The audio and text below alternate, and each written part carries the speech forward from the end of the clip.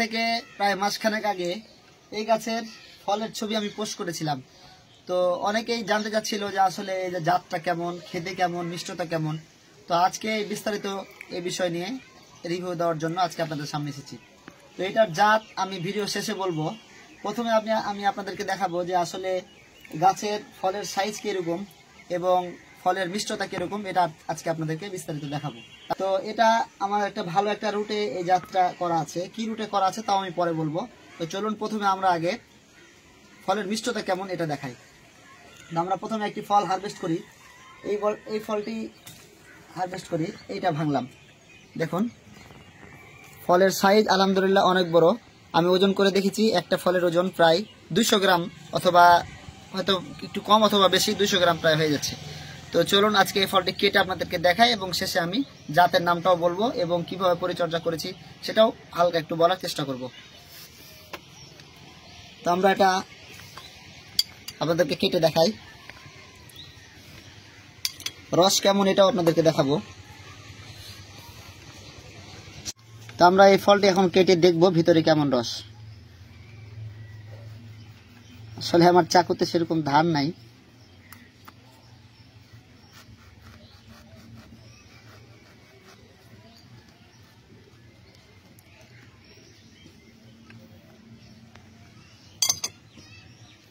এই যে দেখুন ভিতরের অবস্থাটা আপনারা হয়তো বা দেখতে পাচ্ছেন, সুন্দর।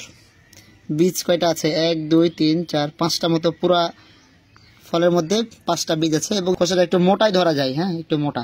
তো দেখি রস কেমন।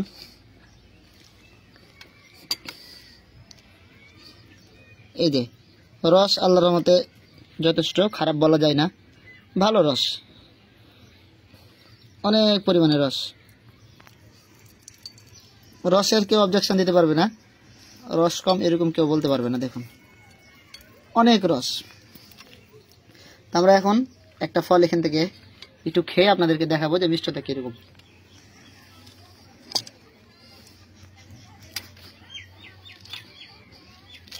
খোসা অটোমেটিক্যালি ছুটে আসছে দেখুন, কিন্তু একটু মোটা খোসা।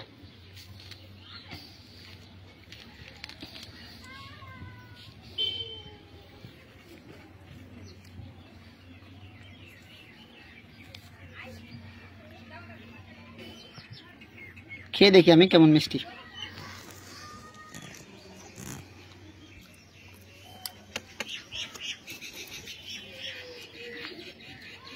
হ্যাঁ আলহামদুলিল্লাহ অনেক মিষ্টি, টক নেই বললেই চলে।